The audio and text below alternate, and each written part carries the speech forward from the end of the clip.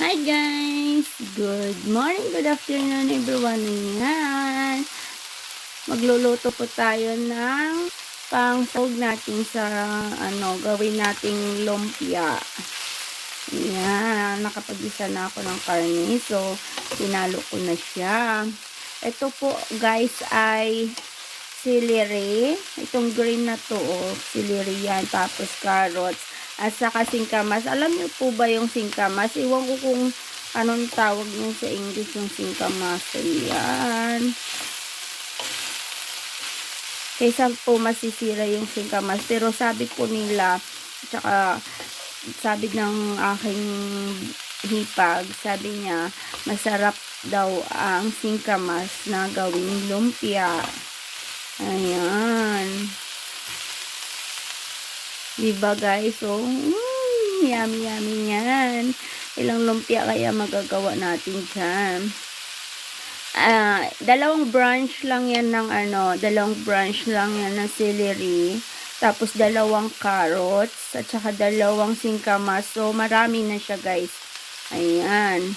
So, siguro naman, makakaabot naman siguro to ng 40 na Kasi may wrapper ako dyan.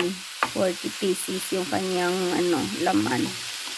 Ayan guys.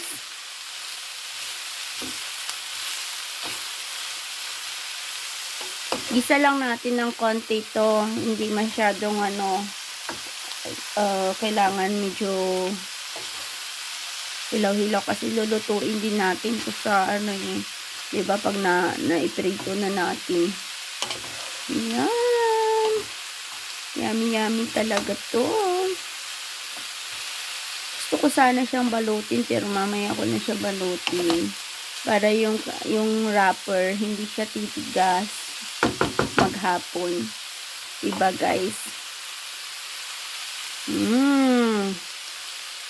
Kaya kung ako sa inyo, kahit lang, kalahati lang naman to, wala pa nga ang karne niya, so wala pa sa kalahati.